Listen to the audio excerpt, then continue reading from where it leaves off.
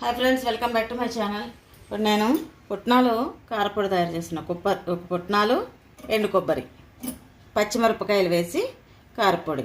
పుట్నాలు ఒక పావు కేజీ అయితే, ఎండు కొబ్బరి 2 చిప్పలు 2. తర్వాత పచ్చిమిరపకాయలు మన కారానికి తగినట్టు మనకు ఎంత ఇష్టమైతే అంత. నేను ఒక 10 పచ్చిమిరపకాయల దాకా వేసేసాను. తర్వాత ఇందులో కరివేపాకు కూడా ఈ మాత్రం అంత వేస్తాను. వేస్తే మంచిది, బాగుంటుంది, టేస్ట్ బాగుంటుంది. మీకు వద్దని కూడా మానేసుకోవచ్చు. ఇందులో జీలకర్ర కూడా వేస్తాను. జీలకర్ర 1 స్పూన్ అంత వేస్తాను. ఇందులో వెల్లుల్లిపాయలు అనమాట. వెల్లుల్లిపాయలు కూడా ఒక 8 రెబ్బలు వేసుకుంటాం. మీకు ఇది వద్దు అని అనుకుంటే కనుక ఇది మానేసుకోవచ్చు, నో ప్రాబ్లం. ఉప్పు తగినంత. ఇదే సరేనా. ఇప్పుడు మనం ప్రాసెస్ చేసేద్దాం. ఇప్పుడు మనం ఫస్ట్ ఉట్టి బాండీలోనే ఇది వేయించేద్దాం. ఒక పావు కేజీ పుట్నాల పప్పు ఉట్టి బాండీ. ఇది వేయించటం వల్ల ఏంటంటే అందులో ఏమన్నా కొంచెం చెమ్మలాంటిది ఉంటే అది పోతుంది.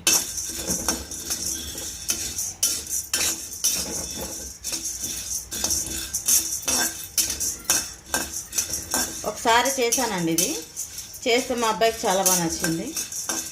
మళ్ళీ చేయమని అడిగాడు. సరే ఒకసారి చేసినప్పుడు వీడియో చేద్దాము అన్న ఉద్దేశంలో నేను మీకు చేసి చూపిస్తున్నాను. చూసారా, సిమ్లోనే ఉండాలి, అసలు హైలో ఉంచకూడదు. ఇది నూనె చాలా తక్కువ పడుతుంది. మనం అది నూనె కూడా వేయించుకునేది ఏంటంటే మనం పచ్చిమిరపకాయలకి వేయించుకుంటాం. అవసరమైతే కరివేపాకు కూడా వేయించుకోవచ్చు నూనెలో, లేదంటే ఉట్టిగా కూడా వేయించేసుకోవచ్చు కరివేపాకు. ఇది అప్పటికప్పుడు చేస్తున్నాను కాబట్టి పచ్చిమిరపకాయలు ఎండనివ్వలేదండి.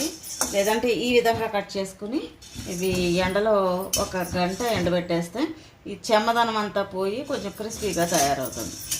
అప్పుడు మనం దీంట్లో డైరెక్ట్గా వేసేసుకోవచ్చు. మనం అసలు నూనె 1 చుక్కు కూడా వాడక్కర్లా. కానీ ఇప్పుడు పచ్చివి వేస్తున్నాం కాబట్టి ఇవి కొంచెం నూనె వేయాలి. చూసారా, ఇవి సరిపోతుంది. ఈ విధంగా వేస్తే ఈ పక్కన ప్లేట్లో తీసేద్దాం.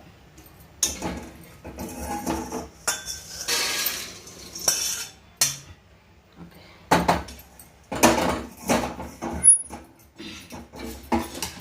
ఇప్పుడు ఎండు కొబ్బరిని కూడా వేయించాలి.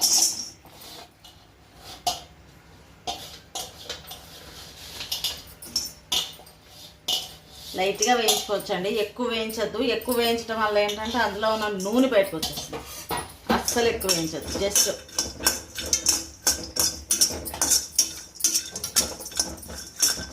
నూనె స్మెల్ బయటకు వచ్చేస్తుంది. అట్లా వేయించద్దు, జస్ట్ ఇది వేడెక్కిందా లేదా అన్నట్టే వేయించాలంతే. ఇది కూడా నేను అసలు నూనె అనేదే వేయలేదండి, వేయకుండా ఉట్టి బాండి మీద వేయించేస్తే సరిపోతుంది. ఇప్పుడు ఇందులోనే జీలకర్ర వేయచ్చు, వేయించవచ్చు, లేదా పచ్చిది కూడా వేసేసుకోవచ్చు. నేను 1 స్పూన్ జీలకర్ర వేస్తున్నాను. వేసి 1-2 సెకండ్లు వేయించేస్తే సరిపోతుంది. ఆ వేడికి జీలకర్ర వేగిపోతుంది. అయిపోయింది. ఇప్పుడు దీన్ని కూడా మనం పక్కన తీసేద్దాం, ప్లేట్లోకి తీసేద్దాం. ఒక పక్క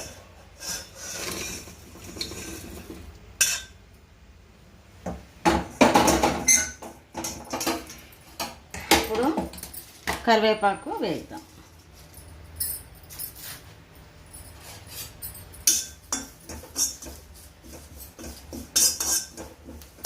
కరివేపాకును కూడా అట్లనే ఉట్టిగా వేయించేయచ్చు.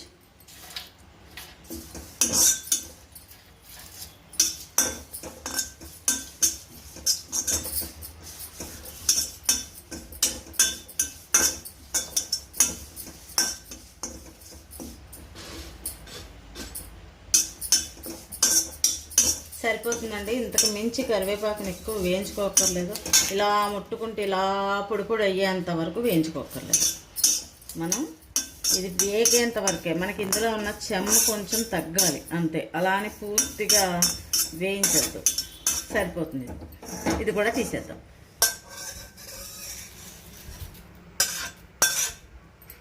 ఇప్పుడు ఇది ఇప్పుడు కొద్దిగా ఇవి కూడా లైట్గా, ఎక్కువ వద్దు, జస్ట్ వేసామా లేదా. ఇవి నేను తొక్కపలంగానే వేస్తున్నానండి. తొక్కపలంగా వేస్తే బాగుంటుంది టేస్ట్. మీకు ఆ తొక్కగా ఉన్నది నచ్చకపోతే తీసేసుకుని తొక్కపలు చేసేసుకుని వేయించుకోవచ్చు.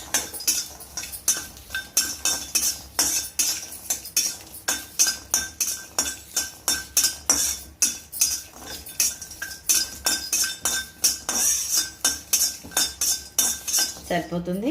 ఇది అంతకు మించి అసలు ఎక్కర్లేదు ఎక్కువగా. దీన్ని కూడా పక్కన దాంట్లో పెట్టాలి, ఆ ప్లేట్లో. ఇప్పుడు లాస్ట్ ఫైనల్గా ఇవి పచ్చిమిరపకాయలు వేద్దాం. వేస్తాను, నూనె కూడా వేస్తాను, కంగారు పడి.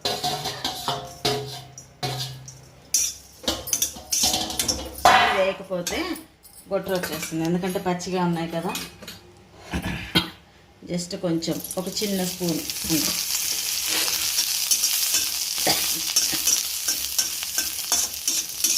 బాగా వేగాలి, ఇలా ఉంచదు.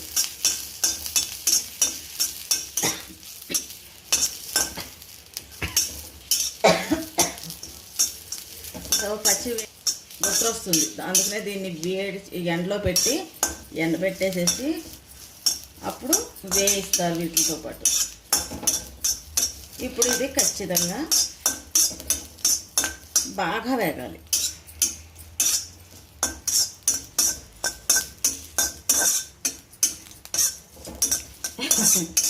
ఇది ఐరన్ బాండి కదా హర్ష, మనకి క్యాటరింగ్లోని వంట చేయడానికి వచ్చిన అమ్మాయి.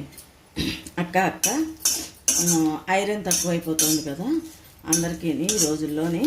అందుకనే నేను ఏం చేస్తానంటే ఐరన్ బాండీలోనే నేను కూర చేస్తున్నాను అక్క. ఈ బాండీలో ఉన్న ఐరన్ కూరలోకి వస్తుంది కదా, అది ఐరన్ సరిపోతుంది కదా అక్క బాడీకేనండి అని చెప్పి నేను అవ్వక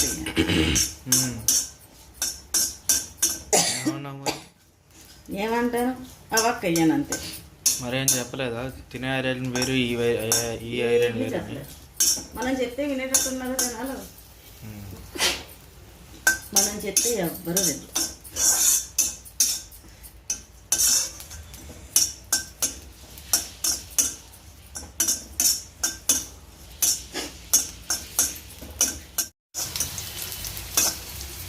చూసారా, ఇంకా కొంచెం వేయించుకుంటే ఇంకా మంచిది.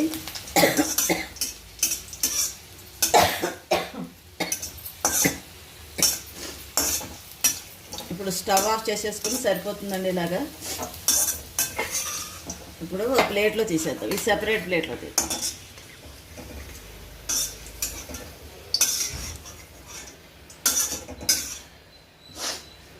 ఇప్పుడు ఇవన్నీ చల్లారిన తర్వాత మిక్సీ పట్టుకుంటాం. ఇప్పుడు ఇవన్నీ చల్లారాలి, చల్లారిన తర్వాత మిక్సీ పట్టాలి. ఈ ప్లేట్లో వేసేద్దాం. వేసేసి ఇందులో తగినంత ఉప్పు,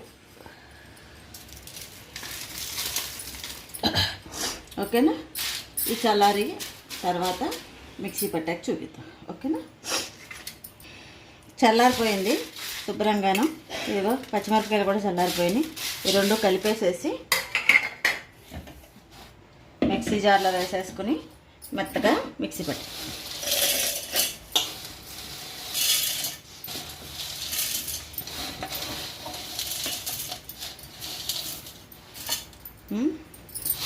చక్కగాను 2 సార్లు పడతాంలే,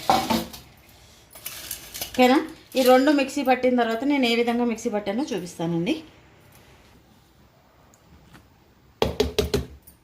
ఇదిగోండి, ఈ విధంగా మెత్తగా మిక్సీ పట్టుకోవాలి. అద్భుతమైన స్మెల్ ఎలా ఉంది చెప్పండి.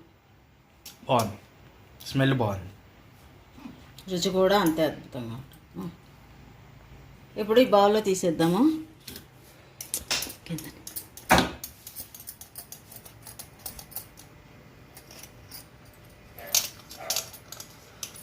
అమ్మ స్పూన్ ఇచ్చారు.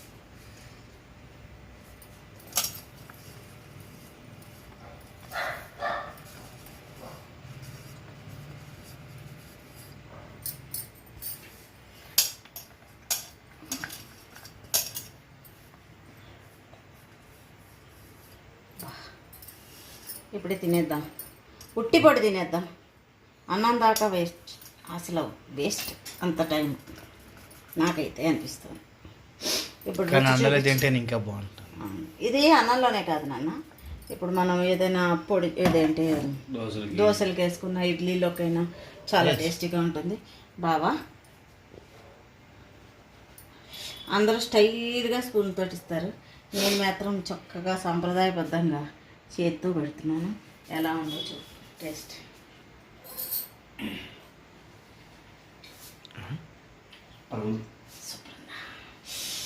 అన్నీ సరిపోయినాయి. ఓకే, ఇదండి సూపర్ సూపర్ టేస్ట్, అద్భుతమైన రుచిని మీరు కూడా ఆస్వాదించండి. చాలా బాగుంటుంది ఈ పొడి. ఒకసారి ఆ వారానికి ఒకసారి చేసుకోవచ్చు, వారానికి సరిపడా చేసుకుంటే సరిపోతుందండి అన్నీ, ఎందుకంటే మనకి ఇంట్లో ఉన్నవే ఉంటాయి కాబట్టి. తప్పకుండా మీరు అందరూ ట్రై చేస్తారని ఆశిస్తున్నానండి. ఇప్పుడు మా వారికి కొంచెం అన్నంలో కూడా టేస్ట్ చూపిద్దాము. ఒక్కసారి ఉండండి, ఇప్పుడు మా వారికి టేస్ట్ చూపిద్దామండి. ఇందులో కొంచెం ఆహా చక్కగా పొడి వేసుకొని అద్భుతంగా నూనె వేసుకొని, నెయ్యి కూడా చాలా బాగుంటుందండి, అద్భుతమైన టేస్ట్. మా వారికి ఇచ్చి చూపిద్దాం. కలుపు.